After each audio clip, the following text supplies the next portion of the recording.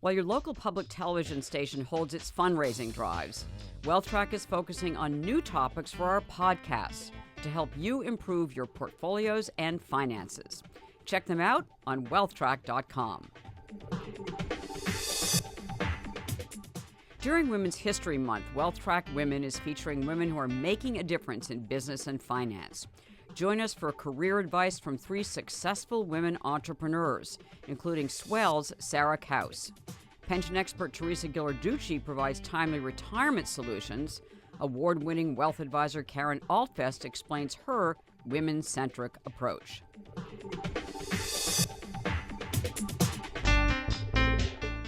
Hello and welcome to WealthTrack. I'm Consuelo Mack. Do women have different financial needs than men?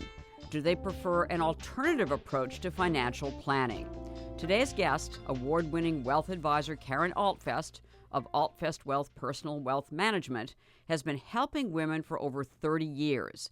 As she told Forbes magazine when named one of its top women wealth advisors, "My focus on women is why I come to work every day." I think it's because of the way I was raised. I was the youngest of 3 children. I had an older brother. He was taught by my father about business, about real estate, about finance. I didn't realize that till I was older. They used to go out together every Sunday, and they'd say they were out for a drive.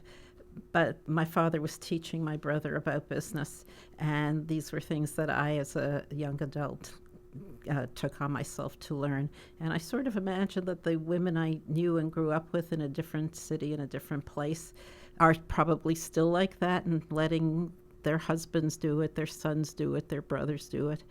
It may not be true for all the women, but it's an impression I have and that I'd like to work against. You were a history major. I was. No, I was an education major at McGill and then a history major in graduate school. So when did you get into finance? I got into finance after getting my PhD. I taught for 1 year.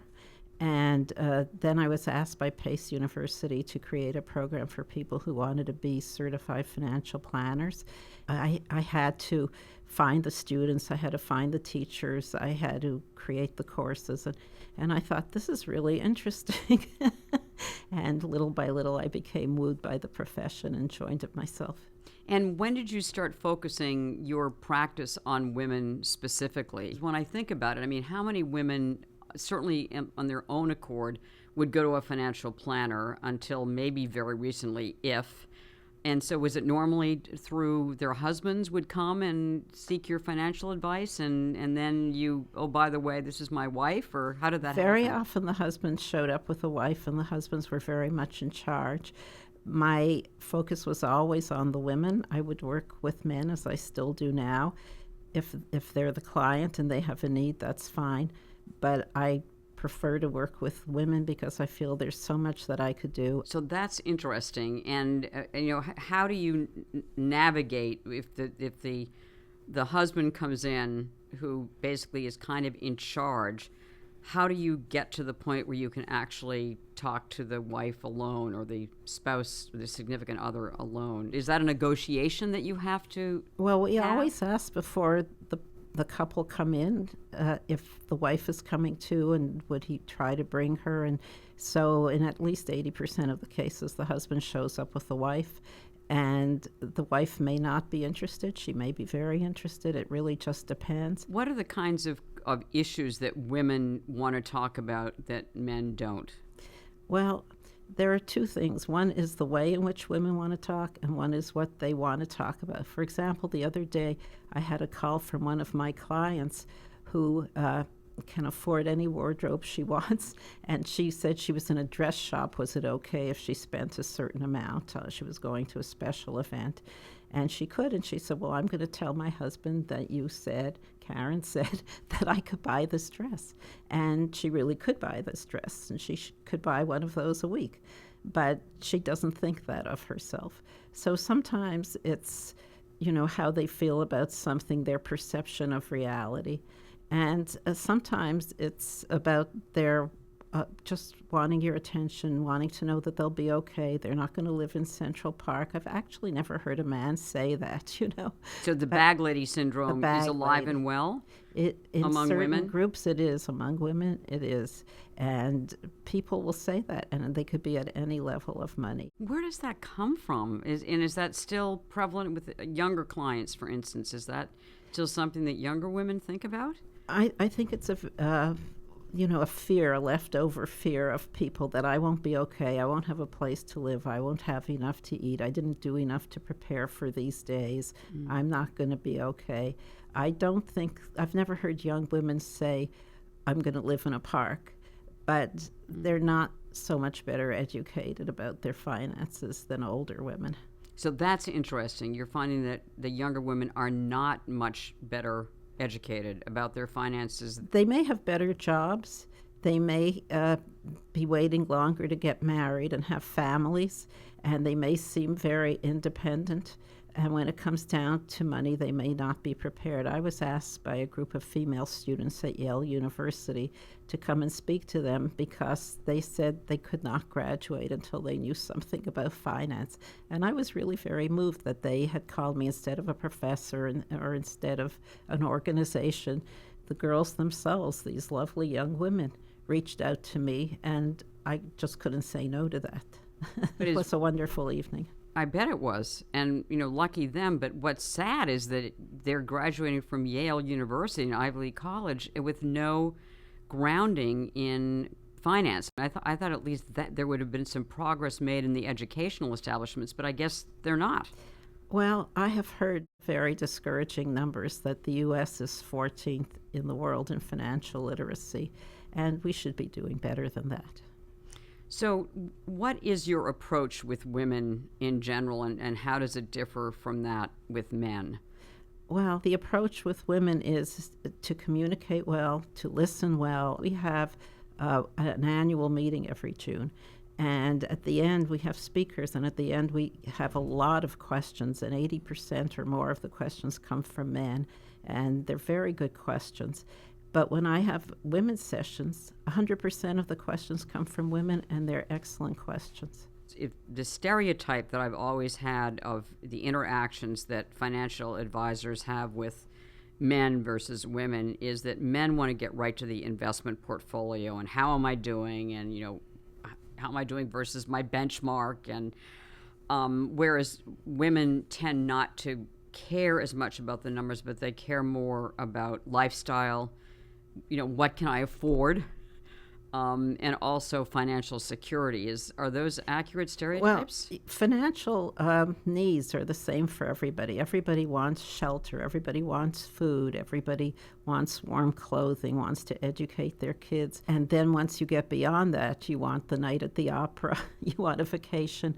I think the needs are the same. I think the way they're perceived could be very, very different. I think emotional impact causes you to feel differently or less secure, or the way you've been treated in the business world or in your family. It's very important to go back and say who handled the money in your family, things like that, as you get to know people a little better. There are some people now who are approaching, money, how you feel about money, how important that is, what, as you just said, what your background, your experience with money is. Is that something that you find that's important to delve into with women especially, or both men and women? Both men and women. I like to ask about it. They say married couples argue more about money than anything else, but it's because they're from different families and people handle the money differently. So, she may be expecting the gold bracelet for Christmas. He might think it's nice to write the poem to her for Christmas, but they have very different backgrounds and different expectations, and that explains a lot and helps you get to know who's sitting in front of you. Value-based investing, so social responsible investing. Again, I've heard that women and millennials, for instance, are much more interested in social responsible investing than men are traditionally. Are you finding that in your practice as well? Yes, we are finding that more women are asking for socially responsible investing, and we do have a portfolio of socially responsible. Now, most people want part of their portfolio invested that way, not all of it. which I would second. I think that's a great idea. We have that conversation much more frequently with our women clients. And why do you think that's a good idea? Why wouldn't socially responsible investing be a core part of the portfolio as opposed to... I think it could be a core part. I don't think it should be the whole part. I believe in a very diversified portfolio, and I would say that about a lot of other investment types. What questions should women ask of their financial advisor? What are the kinds of issues, again, that women should be thinking about that maybe men aren't? I think women should be looking at the totality of their financial lives. They shouldn't be waiting until their husband is gone to find out who their broker is, who their lawyer is, where their money is, all these things. They should sort of be doing a check on their money every year or so, be up to date on knowing about it. So many women will come in and say, well, I don't know if I signed my will. I don't know if I have beneficiaries. I don't know if I have insurance or what it covers.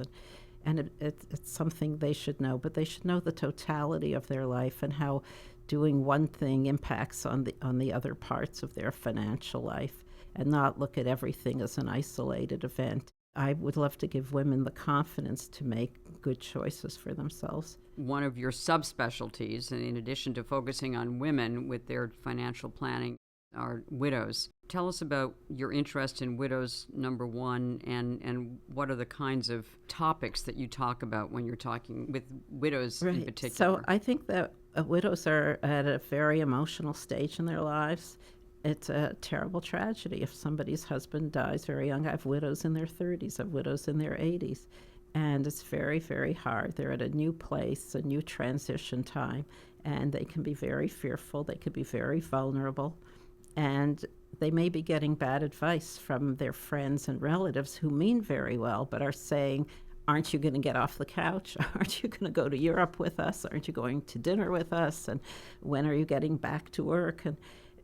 And on the other hand, they have a group of people saying, I read in the paper you're not supposed to do anything for a year. Right, don't change anything for a year. I've certainly heard that. Well, both are extremes because, you want to use your phone, you want your lights on. If you have young children, you want them to go to school. You're not going to say to them, well, you won't go the next year because I don't feel up to it.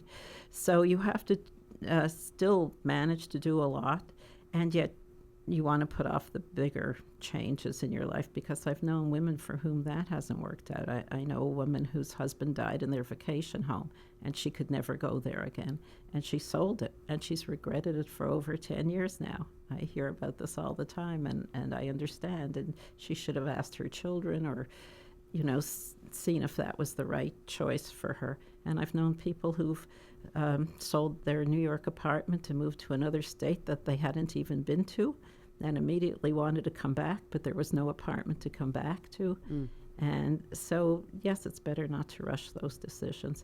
And so those are the kinds of things we talk about. It's not for me to say you should go to Maine, you should go to New Hampshire, you shouldn't go to California, but rather, what would you like to do? What would you feel comfortable? And sometimes to guide a person. So it sounds like you're playing not only the role of a financial planner, but it's also kind of part therapist, friend, I've been told that advisor, and especially in the vulnerability stage, which widows are in. So is that as important as helping them, guiding them with their financial lives? Well, I think to encourage them to have the confidence that things will work out, and that they will they will make decisions that suit them, and they will come out of it okay. It struck me what you were just saying about how dependent women still seem to be on their men, and on the financial wherewithal of their partners versus their own financial wherewithal. Are you dealing with women who are basically the major breadwinners, or who are single or divorced, and are their needs different than those of the spouse of a successful man? Yes, we do deal with women who are on their own, and so they're handling money their own. Now, the average woman may spend something like 20 years either before she's married or after she's married handling her money, but a woman who's single and independent would have been doing much more of that all those years. I think there's a very, very wide range. We do have some women who are top executives in top corporations, and their husbands are stay-at-home husbands. They're still in charge of the money usually. The men are. Interesting. Because the woman doesn't have time, is the most given reason. And so you do see women at all ends of the spectrum. Of course, the majority of women we see are in traditional relationships, meaning that the guy will make most of those decisions. You know, I'm just thinking that the women's needs, as far as, I think you mentioned that a lot of the needs are the same, but the fact is that women live longer than men. And I think there's some statistic that a married woman the likelihood is that she will be alone one way or the other for at least the last 8 years of her life. So is that the longevity risk, is that an issue, again, that you have to address separately, and that you have to give different financial advice, have different financial plans for women than you do for Well, men? yes and no, because that's very important. Women very often do outlive their husbands. And so for a lot of people, that could be into their 80s, could be into their 90s. So, but we like to look at everybody's longevity until their 90s anyway. Mm-hmm. And some people won't get there. But it's, a conservative approach to financial planning. Will you be okay until you're 95 or something? And for most clients, that will be long enough, although we do have somebody who just had his 99th birthday. But for most people, that's long enough. And so, if we're planning for both spouses to each live to 95, I think we're going to have that pretty well covered for most people. Are you finding that more women wish to get involved in these discussions, that they're interested in, actually a more granular approach to financial planning than they might have been traditionally? I think a lot of women are happy that somebody else is doing it and they don't have to do it. I think there are some women who today, even in the Me Too movement, are saying, look, if a woman could go out there and say publicly this or that happened to her, I could know about my finances. So, just take care of yourself, create your own plan. Don't wait for Prince Charming. I think too many women do that. Mm-hmm. Don't wait for the lottery. Make your own plan, and you'll get where you want to be. That's great advice to leave this conversation. So thank you, Karen Elfes, very much for joining us. You're very welcome. I want to thank veteran financial planner Karen Alfest for sharing her strategies on empowering her women clients. We will have links to her on wealthtrack.com. And thank you all for listening. Please follow us on Facebook and Twitter. In the meantime, make the week ahead a profitable and a productive one.